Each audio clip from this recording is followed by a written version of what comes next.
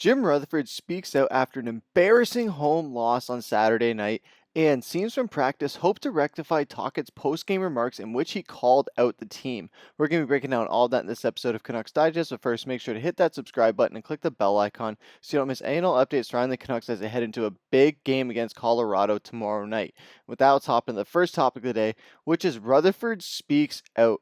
So on the After Hours show after the game on Saturday night, where the Vancouver Canucks got gobsmacked by the Boston Bruins, Rutherford had a few things to say, one of which saying, we really need to add a couple players to really give ourselves a chance to contend.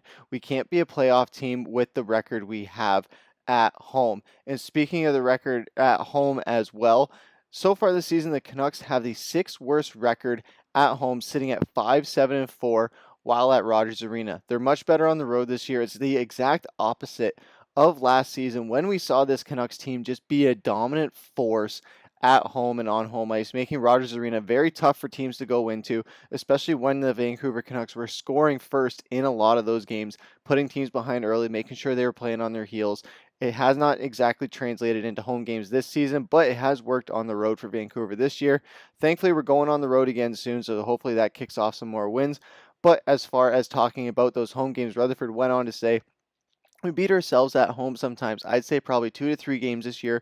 We don't play with the same urgency at home. On the road, we seem to be more comfortable. Most teams like to put on a little more of a show at home, and I think that's what we try to do sometimes. So, yes, the home games have not been translating nearly as much as would have liked them to be. Yes, they have a bit more theatrics than they do on the road, of course, because we are in our home arena, but it seems like the chants haven't been quite as loud this year or as frequent, so it hasn't been exactly the most exciting atmosphere for fans to be in this season while paying so much money to go to Rogers Arena. And there's a lot of adjustments that they will have to make going forward. Like Rutherford said, he talked about how they have to bring in somebody. This defensive core, it needs some help. The forwards, maybe they need some help as well. We've seen Max Sasson jump up into the top six, which we're going to talk about later on in this video as far as practice lines. But we've seen some guys emerge, but we've seen some guys need to kind of get it going a little bit. And as far as some adjustments that need to be made, Rutherford did go on to say, we're in the middle of playing a lot of games, so we get a lot of days off. We get a lot of days off. We didn't practice yesterday. We've had a couple other home games when we didn't practice and we didn't play well. We have some adjustments to make, obviously, but they're fixable. But we better fix them quick because you can't be a playoff team with a record like we have at home, like he previously said. And that's the biggest thing. If you can't win at home, how are you going to win the playoff games when the atmosphere on the road is twice as bad and twice as electric when you're going into that environment, where versus at home when you have the crowd on your side, you have a bit more going for you, you have a bit more you can feed off of. And that's what Vancouver needs. It needs to translate that into W so that they can have the crowd on that side. It's a give and take. They can't have the crowd excited if they're not putting out a good product on the ice, and the crowd and they vice versa. It's a back and forth, and Vancouver Canucks need to kind of pick it up at home because what we've seen at home this season has not been very good. And as far as the practice part, some people have been saying that this can be taken in many ways, but it feels like a direct criticism of Rick Tocchet and his choices to give players days off before important games at home when their record is already terrible. I kind of agree with this. I think this is a situation where Vancouver's in a spot where they got to kind of keep the pedal on the metal at all times. They can't really take any days off. They kind of have to approach it as just grind it out every day. Like treat every day as if you're 0-0 or you're 0-1, just trying to fight back to 500 and get above that. That's what the Canucks got to treat it as. Every game, you're just starting off with a brand new record. Treat it as that. Don't get caught up in the 82 games that we have to play over the course of the season. Don't get caught up in the home record.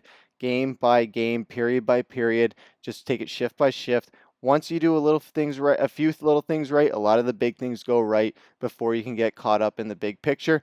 But what do you guys think of Rutherford's comments? If they have to go out and get somebody, who would you like to see them go out and get? We'd love to hear what you guys have to say down in the comments. That's going to take us into our second topic of the day, which is Tocchet calls out team. So we've seen here in the practice lines from today's practice on Sunday, Jeff Patterson tweeting out where you see Max Sasson moving up into the top six forwards along with Jake DeBrusk and Elias Pettersson, and then Garland, Miller, and Boeser being on that top line. I do really like Garland playing with Miller and Boeser. I think that's something that could be very interesting.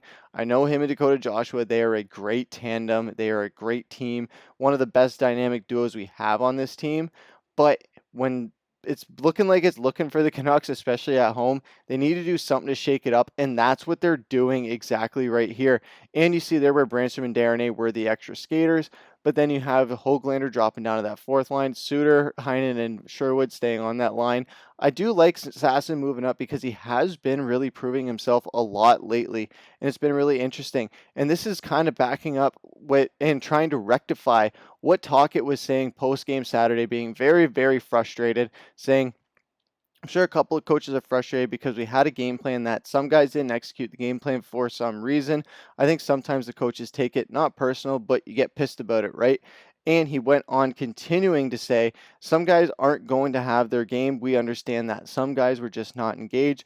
We don't have the team to have four or five passengers. We just don't have it. Edmonton, they can have 4 or 5 guys sleeping. They have guys that can win the game for them. We are a team that needs everybody to play. That was the thing that was most disheartening. Yesterday, we had some guys that weren't ready to play. So, yes, there's a lot of things that they have to find within themselves and find a fighting just spirit within them. And as far as fighters go, outside of JT Miller, the Canucks aren't a fiery bunch. Connor Garland's effort is rarely going to be called into question. He's been playing his ass off all season, and Kiefer Sherwood has done his best to be a tone setter this season. He's been a bull, leading the league in hits, making sure that he lays a hit or gets a shot every single shift has been so entertaining to watch. And of course, Quinn Hughes leads by example, being the captain of the team. After that, though, for the most part, the Canucks have a roster that needs to be dragged into the battle, and it was evident during Saturday's no-show and reinforced by the coach in the aftermath that something needs to change in terms of preparation and readiness for so many of the team's game. And this is all coming when the current state of the Vancouver Canucks are not too bad when looking at the first 29 games, but they have been pretty bad losses they've taken. Sure, the overall record remains to be a highly respectable 15-9-5, but if the Canucks don't clean up their act over the next week, they'll find themselves looking up at the playoff pack. More than that, if the Canucks don't measure up over these next 3 games, then whispers about team chemistry and players tuning out the reigning coach of the year will only grow louder. And that was something that was kind of on my mind today, where this is the reigning Jack Adams champion, and this has kind of been the mentality he's had throughout his entire tenure with the Canucks.